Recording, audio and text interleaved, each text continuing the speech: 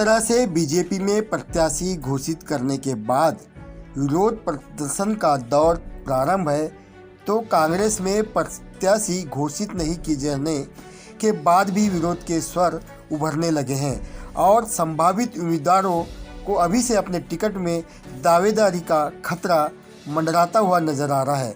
हम बात करने जा रहे हैं कटंगी विधानसभा क्षेत्र की, तो यहाँ पर बालाघाट जिले की कद्दावर नेता पूर्व सांसद बोधसी भगत ने कांग्रेस का दामन थाम लिया है, जिससे अब कटंगी विधानसभा क्षेत्र के कांग्रेस के संभावित उम्मीदवारों को अपने टिकट पर खतरे की घंटी सुनाई आने लगी है। इस कड़ी में 22 सितंबर को कटंगी में कार्यकर्ता सम्मेलन आयोजित किया गया, जिसमें कटंगी विधानसभा क्षेत्र के कांग्रेसी एवं केशर बिसेन समर्थक बड़ी संख्या में शामिल थे और उन्होंने कांग्रेस से केशर बिसेन को टिकट देने की बात कही और बोधसी भगत पर जमकर निशाना साधा। क्या कहा केशर बिसेन ने, देखिए हमारी इस खबर पर।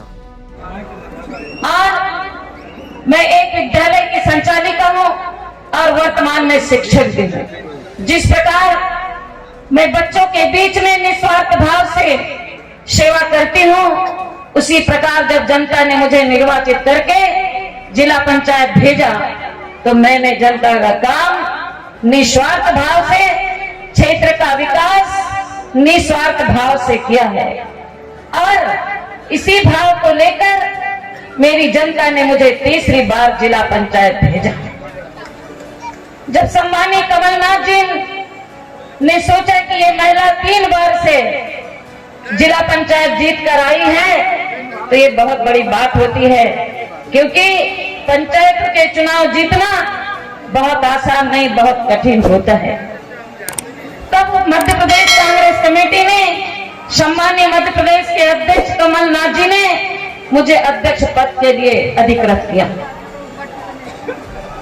अब जो हुआ उस बात से आप सभी लोग अवगत हैं, मैं उसे दोहराना नहीं चाहती।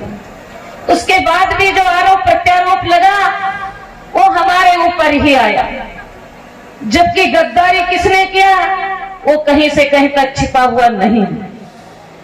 उन्होंने सोचा ये 12-13 वर्ष से जिला पंचायत में काम कर रही है तो निश्चित तौर पर जिला पंचायत बालाघाट को अच्छा लाभ प्राप्त होगा। लेकिन वहां भी जो कुछ हुआ, उस दुख को, उस दर्द को हमने सहा। उसके बाद भी हमने किसी प्रकार से कांग्रेस के साथ गद्दारी का काम नहीं किया और कदम से कदम मिलाकर चलने का काम किया। कुछ साथी लोग कहते हैं कि मैडम तो बहुत हल्की है, वो छोटे छोटे कार्यक्रम में जाती है, छठी में चले जाती है, बारसा में चले जाती है, कहीं भी चले जाती है। हम इतनी हल्की राजनीति नहीं कर सकते। लेकिन मैंने उस दुख और दर्द को सहा है, संघर्ष किया है, इसलिए मैं जनता के बीच में जाती हूँ और मैं उन्हें अपना परिवार समझती हूँ और उनके दुख सुख में सम्मिलित होने का काम करती हूँ। साथी, हमारे कुछ ही लोग कहते हैं कि हम स्टाम्प पेपर पर लिख कर देते हैं कि केशर बिसेन को विधानसभा के टिकट मिल ही नहीं सकती। यदि मैंने कुछ अच्छा किया होगा तो निश्चित तौर पर मुझे टिकट की भी आवश्यकता महसूस नहीं होगी, मुझे ऐसा लगता है, क्योंकि टिकट निर्धारित करने वाली जनता जनार्दन है, वहां किसी टिकट की आवश्यकता नहीं होती। लेकिन उसके बाद भी हमने जो दुख को, दर्द को सहा है वो आप सबके सामने है, मुझे बताने की आवश्यकता नहीं होगी, क्योंकि मेरे बहुत सारे साथियों ने भलीभांति आपके बीच में इस बात को रखा है। साथियों, इसके बाद भी आरोप प्रत्यारोप निरंतर लगाते रहे। देखा 12 साल से किसी भी प्रकार का न कॉलेज को आरोप लगा न विद्यालय को, लेकिन जैसे जैसे चुनाव आया तो कुछ भी उनको कमियां नहीं मिली तो कॉलेज को पकड़ लिया और आरोप प्रत्यारोप लगाना प्रारंभ कर दिया कि इनके छवि को धूमिल कैसे करें। आज क्षेत्र क्रमांक 13 का हो, चाहे सारा विधानसभा क्षेत्र क्यों न हो, जहां जहां जनता की आवश्यकता हुई है, मेरा प्रयास रहा है कि उनकी आवश्यकता को पूरा करूं। विधानसभा क्षेत्र में ऐसे कई काम हैं, चाहे विद्युतीकरण का काम हो, चाहे ग्रेवल सड़क बनाने का काम हो, चाहे पुल पुलिया बनाने का काम हो, मैंने सिर्फ क्षेत्र क्रमांक 13 को ही नहीं दिया है, बहुत सारे विधानसभा क्षेत्र के ग्राम पंचायतों में भी देने का काम करा है। मैं बताना चाहती हूँ, पुलपुट्टा मेरे क्षेत्र में नहीं आता है, लेकिन भाई साहब ने कहा यहाँ हमें एलईडी लाइट की आवश्यकता है, मैडम जी आप कुछ दे सकते हैं? मैंने कहा भाई साहब ये तो सिर्फ क्षेत्र क्रमांक में ही दिया जा सकता है, लेकिन मैं इसके लिए प्रयास करूंगी, और मैंने दिया। यदि कोई व्यक्ति कहते करोड़ों रुपए के काम लेने के बाद भी अगर किसी से 1 रुपए का पान और 1 रुपए कमीशन भी लिया है, तो मैं आज इस्तीफा जिला पंचायत सदस्य से भी दूंगी और कांग्रेस पार्टी से भी मैं इस्तीफा दे दूंगी, क्योंकि मेरे खून में वो भ्रष्टाचार नहीं है। मेरी आत्मा कभी गवारा नहीं करती कि मैं गलत राहों पर चलूं, लेकिन जनता है जो हमको पसंद नहीं करती, वो कहीं किसी भी प्रकार का आरोप प्रत्यारोप लगाने का काम करती है। लेकिन इसमें कुछ नहीं होता, आप जितनी बुराई करोगे मैं उतने ही आगे बढ़ते जाऊंगी, क्योंकि बुराई भी उसी की होती है जो कुछ करने की क्षमता रखती है। कहा गया है ना कि बुरा न देखन मैं चला, बुरा न मिलो कोई, और जो दिल खोजा आप दो, मुझसे बुरा न कोई। सबसे पहले अपने अंदर की बुराई को देखो, तब उसके बाद दूसरे को बुरा कहो तो ज्यादा अच्छा होगा साथी। यदि आपको ऐसा लगता है कि हमारे कटांगे विधानसभा क्षेत्र में कोई भी व्यक्ति विधानसभा का प्रतिनिधित्व करने की क्षमता रखता है, तो मैं अपना ही नाम नहीं ले रही हूँ।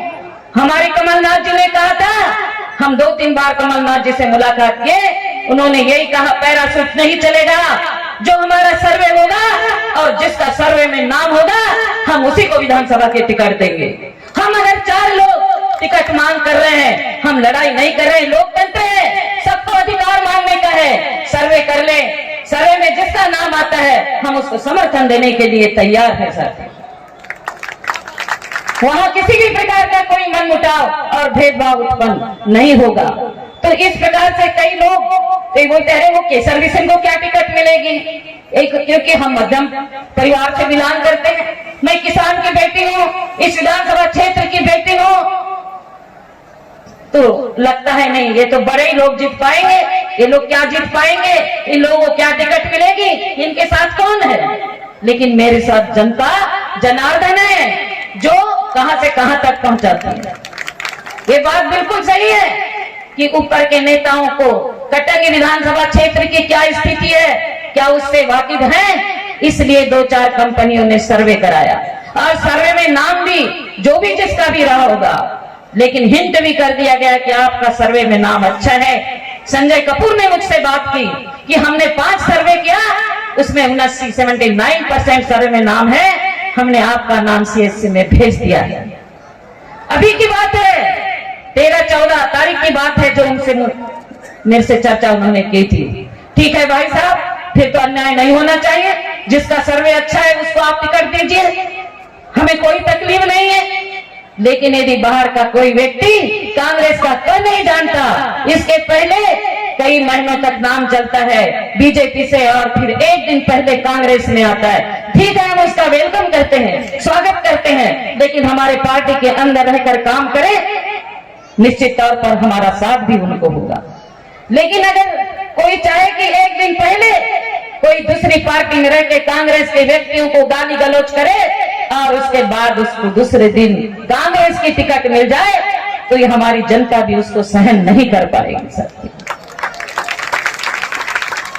ये हकीकत है, क्या आप सहन करोगे कि कोई पैराशूट आ जाए, ये इतने कार्य करता है, क्योंकि जो विधायक प्रतिनिधि होता है या विधायक प्रत्याशी होता है वो मात्र मोहरा होता है, और जिताने का काम तो जनता जनार्दन कराती है, हमारे कांग्रेस के कार्यकर्ता जिताते हैं, हमारे अध्यक्ष लोग जिताते हैं, उनकी जीत होती है।